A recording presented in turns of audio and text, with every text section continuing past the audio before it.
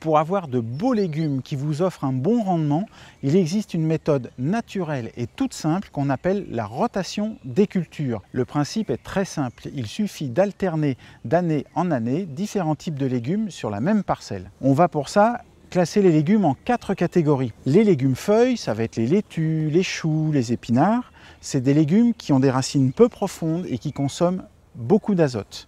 Vous avez les légumes racines, comme les carottes ou les navets, qui eux ont des racines qui descendent profondément et qui vont se nourrir d'aliments un peu plus en profondeur dans le sol. Vous avez les légumes fruits, qui vont consommer plus de potasse et de phosphore par exemple, et les légumes graines.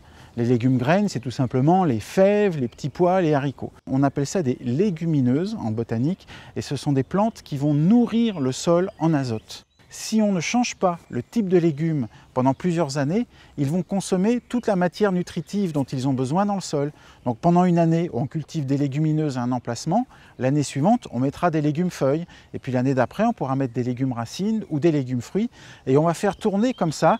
Le principe de base le plus simple, c'est d'alterner sur 4 ans les légumes dans une même parcelle.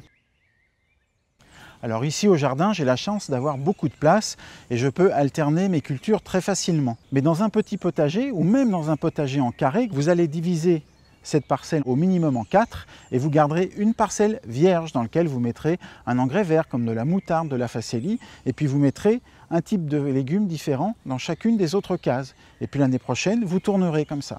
Et le petit plus, c'est que vous aurez moins de présence d'insectes ravageurs si vous alternez les types de légumes, et puis aussi moins de présence de maladies. Et je ne vous ai pas parlé de la 5e catégorie de légumes qui sont des légumes vivaces. Ce sont par exemple les artichauts qui doivent rester en place 3 à 5 ans pour pouvoir donner, les asperges pareil qu'on laisse en place au moins 3 ans avant de commencer les cueillettes. Ces légumes vivaces, on n'en tient pas compte dans notre rotation des cultures. On leur trouve un autre coin du jardin ou dans votre carré du potager, vous leur dédiez un emplacement et ceux-là vont rester au même endroit pendant très longtemps.